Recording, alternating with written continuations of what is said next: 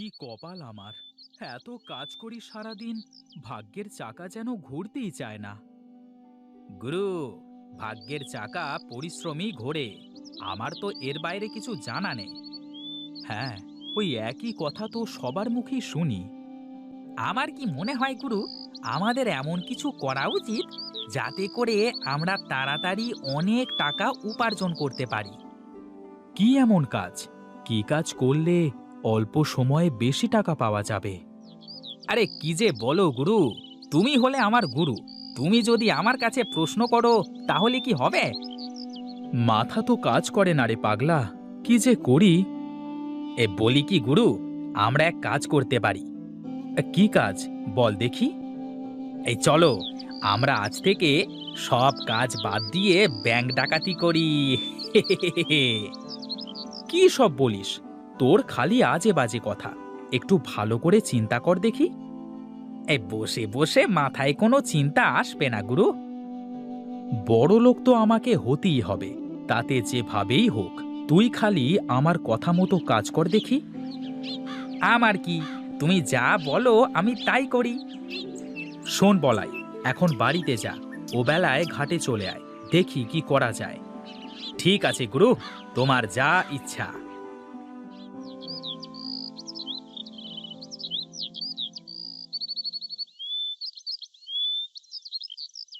কি গিন্নি, বসে আছো যে? এখন আসার সময় হলো তোমার? রান্না করে সেই কখন থেকে বসে আছি, এই আসছো বুঝি? আসবো তো গিন্নি, এত ব্যস্ত থাকি সব সময়। হ্যাঁ, কি যে ব্যস্ত থাকো তা তো আমি ভালোই জানি। পেয়েছো তো ওই ভাদাইমা বলায়ের সাথে সারাদিন কুমতলব আটার। বাজে কথা বলো না তো গিন্নি। হ্যাঁ, আমি যা বলি তা তোমার কাছে বাজে কথাই হয়ে যায়। এখন এসো, কটা খেয়ে আমাকে উদ্ধার করো। আমার তো আর তোমার মতো ঘুরে বেড়ালে চলবে না, অনেক কাজ পড়ে আছে। বলি শোনো গিন্নি, এত চিন্তা করো না। একদিন দেখবে আমরা কত টাকার মালিক হই। হ্যাঁ হ্যাঁ, তা দেখা যাবে, যেদিন হবে সেদিন বলবে। আহা, তোমার হাতের রান্না মনে হয় অমৃতের স্বাদ। আহা, কি রসের কথা! সেই তো 3 বেলা ডাল ভাত ছাড়া কিছু জুটাতে পারো না, আবার এমন ভাবে বলছো যেন বিরিয়ানি রান্না করেছি। তোমার হাতের এই ডাল সিদ্ধই তো বিরিয়ানির থেকেও সুন্দর হয় গো গিন্নি। শোনো শোনো, খুব তাড়াতাড়ি আমাদের সুখের দিন আসবে।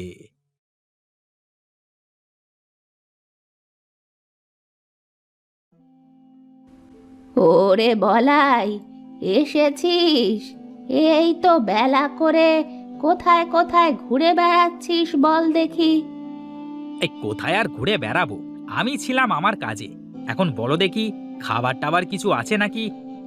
দেখ, ওই ওখানে খাবার বাড়া আছে, খেয়ে নে। আমার তো শরীরটা খুব একটা ভালো না বাবা, তাছাড়া বয়সও তো হয়েছে, এবার একটা বিয়ে কর বাবা। আরে আমাকে কে মেয়ে দেবে বলো দেখি? আমার মতো ভেদামার্কা ছেলের সাথে কেউ মেয়ে দেবে না মা।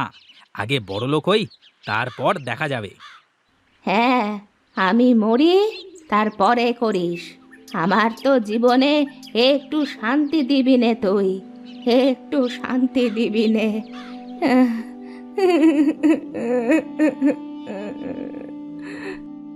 এই দেখো মা, প্রতিদিন এক কথা শুনতে আমার ভালো লাগে না। আমাকে আর একটু সময় দাও।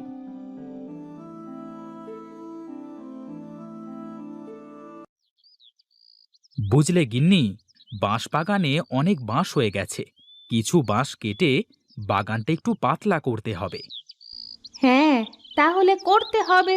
তা তোমার ভাইয়ের কাছে কিছু বলেছ নাকি?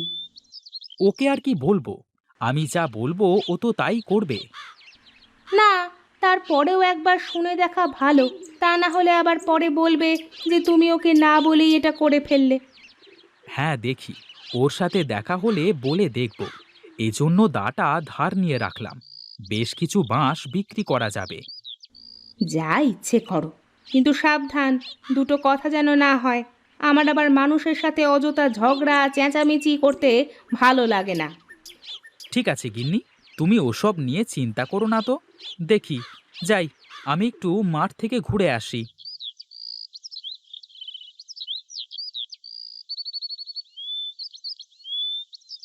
আচ্ছা বলাই, একটা কাজ করলে কেমন হয়? কি কাজ ওস্তাদ, বলো দেখি। আমি ভাবছিলাম, আমাদের তো বিরাট বাঁশ বাগান আছে, আমরা যদি বাঁশ দিয়ে কিছু করতে পারি। বাঁশ দিয়ে কি করা যাবে ওস্তাদ? গাধা নাকি তুই? বাঁশ দিয়ে তো কত কিছু বানানো যায়। হ্যাঁ, তা করা যায়, কিন্তু এগুলো বানাবে কি করে? শোন শোন, আমি বাঁশের ঝুড়ি বানাতে পারি, তুই বাঁশ দিয়ে কিছু বানাতে পারবি না? এই শোনো শোনো, সারাদিন ধরে ওই একটা ঝুড়ি বানিয়ে তা বিক্রি করে কয় টাকা তুমি পাবে শুনি? তাও তো মন্দ বলিসনি। আসলে মাথায় কোনো কিছু কাজ করছে না, কি যে করি। এই বলি কি, আমরা একটা কাজ করতে পারি ওস্তাদ। বল দেখি, কি বলতে চাস তুই?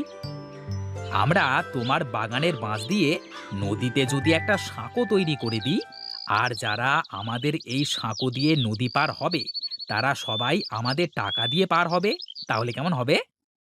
তাতে তো অনেক বাঁশ লাগবে, আর এলাকার মানুষ কি আমাদের টাকা দিয়ে সাঁকো পার হবে?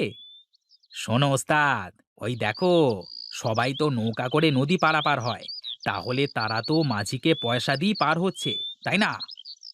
হ্যাঁ, তা অবশ্য ঠিক। তাহলে তো সবাই খুব সহজেই এপার ওপার যেতে পারবে। হ্যাঁ ওস্তাদ, তাছাড়া আবার বলছি কি, একবার শুধু সাঁকোটা তৈরি করতে পারলে তারপর বসে বসে শুধু টাকা গোনা। বাহ, তোর মাথায় তো বুদ্ধি আছে রে পাগলা। হ্যাঁ, আমি কার শিষ্য সেটা দেখতে হবে তো নাকি? বেশ বেশ, চল চল দেখি, আমরা বড় ভাইয়ের সাথে কথা বলে দেখি সে কি বলে। বাঁশ বাগানে তো তারও ভাগ আছে। এই চলো ওস্তাদ, চলো।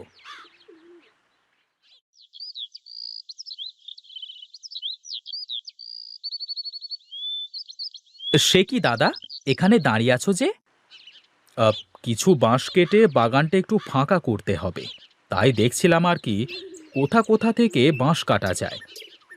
তাহলে তো ভালোই হলো ওস্তাদ, আমাদের কাজ আরো সহজ হয়ে যাচ্ছে। কি রে, তোদের আবার কি কাজ সহজ হবে? বলছি দাদা, তোমার কাছেই যাচ্ছিলাম, তা তোমাকে এখানেই পেয়ে গেলাম, ভালোই হলো। কি বলবি বল দেখি, শুনি। আমরা ভেবেছি, আমাদের তো বাঁশের বাগান আছে, আমরা নদীতে একটা সাঁকো তৈরি করব। হ্যাঁ দাদা, এই কাজ করতে পারলে আমাদের অনেক লাভ হবে। তোদের মতলব কি বল দেখি, তোরা কি জনসেবা করতে লাগছিস নাকি? সামনে কি ভোটে দাঁড়াবি নাকি? আরে দাদা, কি যে বলো, আমি কেন ভোটে দাঁড়াতে যাব? আমি তো ব্যবসা করব। ব্যবসা? সাঁকো দিয়ে কিভাবে ব্যবসা করবি? হ্যাঁ দাদা, বলি, সারা দিন এপার থেকে ওপার, ওপার থেকে এপার, কত মানুষ যাওয়া আসা, এখন সবাই তো নৌকা করেই যাওয়া আসা করে, তাই না? হ্যাঁ, তা করে। এই জন্যই তো আমরা আমাদের নিজের খরচে সাঁকো বানাবো, আর যারা যারা আমাদের সাঁকো দিয়ে পার হবে তারা তারা আমাদের টাকা দিয়ে পার হবে। না ভাই, তোদের এই উদ্ভট চিন্তায় আমি নেই ভাই। আমি আমার ভাগের বাঁশ নষ্ট করতে দেব না। তোদের ইচ্ছে হলে রমেশের ভাগের বাঁশ দিয়ে করতে পারিস, আমাকে এসবের মধ্যে ডাকিস না।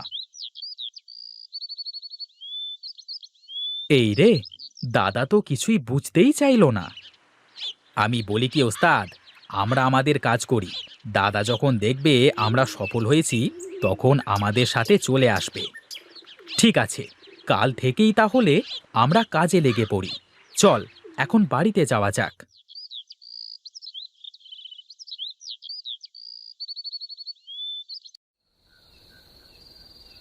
শোনো গিন্নি, কাল থেকে আমি একটা নতুন কাজ শুরু করব। কি কাজ করবা বলো দেখি একটু শুনি। কালকে নদীতে সাঁকো তৈরি করব। তুমি সাঁকো তৈরি করে কি করবে শুনি? কেন, সবাই নৌকা পার হয়ে কেমন মাঝিকে টাকা দেয়, তেমনি আমার সাঁকো দিয়ে যারা পার হবে তারা সবাই আমাকে টাকা দিয়ে পার হবে। তোমার যা ইচ্ছে করো, আমার আমার ওসব নিয়ে কোনো মাথা ব্যথা নেই। উঠে পড়লে যে? কি করব বলো তো? আমার খাওয়া শেষ, আর বসে বসে তোমার ওই ফালতু প্যাঁচাল শোনার সময় নেই আমার। আমি ঘুমাতে যাচ্ছি। হায় রে কপাল আমার, কেউ বুঝতে চায় না আমাকে। আমি যা করি সব তাদের কাছে ফালতু কাজ মনে হয়।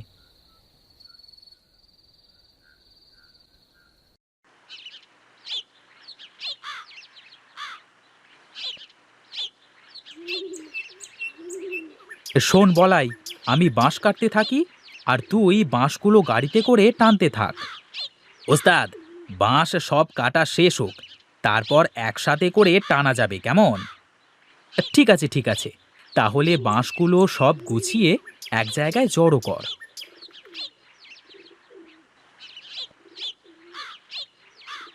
বাঁশ তো সব কাটা শেষ রে বলাই, এবার নে গাড়িতে ওঠা সব বাঁশ। ঠিক আছে ওস্তাদ।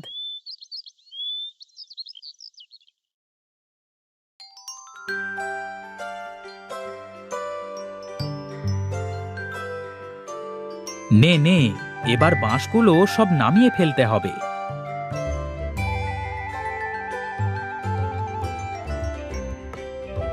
যাক, এবার শুধু সাঁকোটা বানানোর কাজ। শোন রে বলাই, যারা আমাদের সঙ্গ দিল না তারা দেখবি আফসোস করবে। ওস্তাদ, আমি জানি তুমি যা করো তা সব ভেবেই করো। বুদ্ধিটা আমার হলেও এটা ভালো না মন্দ তা তো তুমি ভালো করে ভেবেছো, তাই না?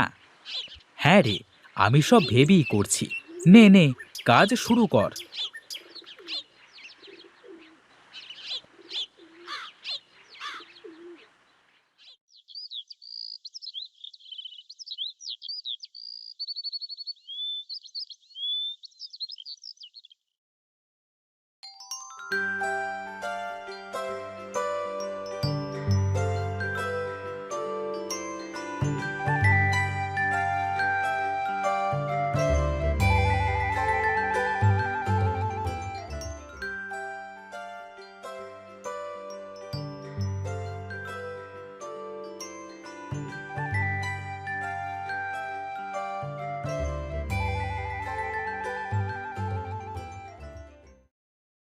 ওস্তাদ, কি বলেছিলাম, কাজ হচ্ছে তো?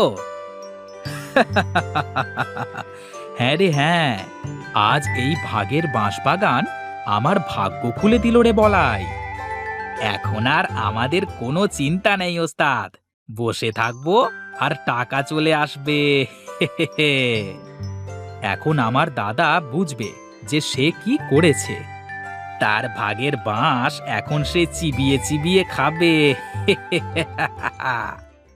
শোন বলাই, তুই বস, আমি গেলাম। তোর বৌদির জন্য গঞ্জ থেকে কিছু কিনে নিয়ে যাই।